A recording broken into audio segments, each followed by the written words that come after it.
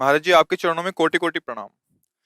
महाराज जी, श्री जी की कृपा से भजन कीर्तन और साधना जितना भी हो पाता है उतना करते हैं, किंतु हमारा मन हमेशा अकेलापन महसूस करता है। हमारे सांसारिक और आध्यात्मिक कर्तव्यों का निष्ठा से पालन करने का पूरा प्रयास रहता है, किंतु ये हर पल अकेलापन का एहसास बना रहता है तो महाराज। बहुत बढ़िया है, गलत थोड़ी।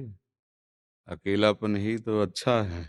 असंगोहम पुरुषा, दूसरा कोई है ही नहीं, एक ही परम पुरुष परमात्मा।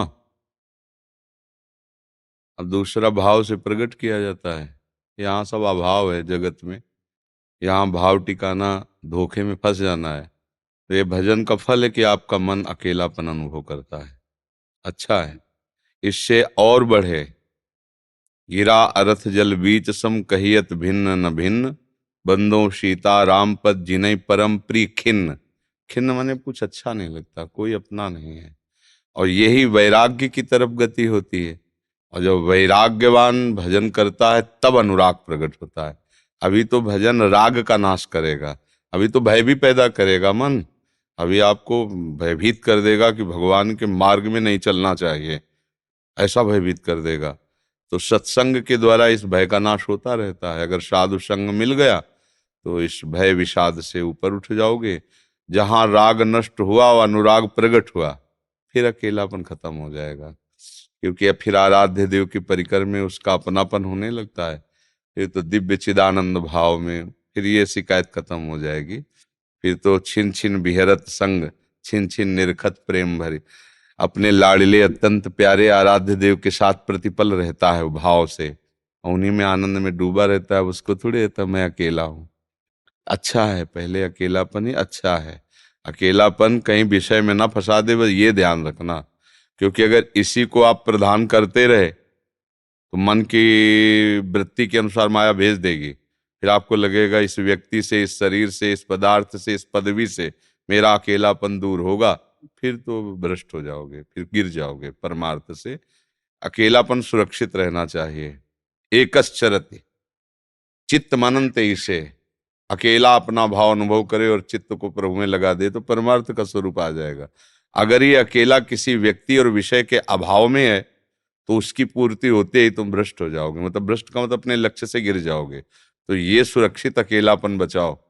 और ये अकेलापन केवल प्रभु से ही दूर होना चाहिए, किसी शरीरधारी से, किसी विषय से, किसी भोग से नहीं। अगर इसको संभाल पाए तो यही अनुराग की तरफ बढ़ जाएगा, और अगर नहीं संभाल पाए तो यही फिर राग में गिर जाएगा। क्योंकि जहां ये अकेलापन का कोई भी उपाय मिला दूर करने का, फिर मन टूट पड़ेगा। इसलिए बहुत सावधान रहना। महाराज जी, भक्ति के मार्ग में त्रिविध ताप सहते हुए साधना करते हमारा धैर्य कम हो जाता है और हम तो विषयों ऐसे के अधीन त्रिविध होकर। ताप जो है वो भक्ति के उपासक के हृदय में कैसे आ सकते हैं? मुझे नहीं लगता। आप अभी या तो भक्ति को नहीं समझे, तो आप ऐसा बोल रहे हैं। नहीं, भक्ति और त्रिविध ताप नहीं। त्रिविध ताप नासै सकल सब सुख संपत्ति होए, सब सुख संपत्ति होए। हाँ, हृदय में प्रिया प्रीतम के चरणार विंद का जे ही चिंतन प्रारंभ होगा, त्रिविध ताप नासै सकल सब सुख संपत्ति होए। फिर ये बात गलत हो जाएगी ना। जब हम प्रभु का भजन करते हैं, दैहिक दैविक भौतिक तापा, राम राज ने काहू व्यापा। यदि हृदय में काम राज्य है तो तीनों का प्रभाव पड़ेगा। यदि राम राज्य है हृदय में तो कैसे प्रभाव पड़ेगा? और राम राज्य ही भक्ति है। जो शब में रमा हुआ है उसी को कृष्ण बोलो, उसी को हरि बोलो, राम बोलो। उन्हीं के तो नाम है प्रभु के। जब उनका हृदय में भाव है तो तीनों ताप किसको दुखित कर रहे हैं? फिर भक्ति कौन कर रहा है? तीनों ताप किसे तापित कर रहे हैं?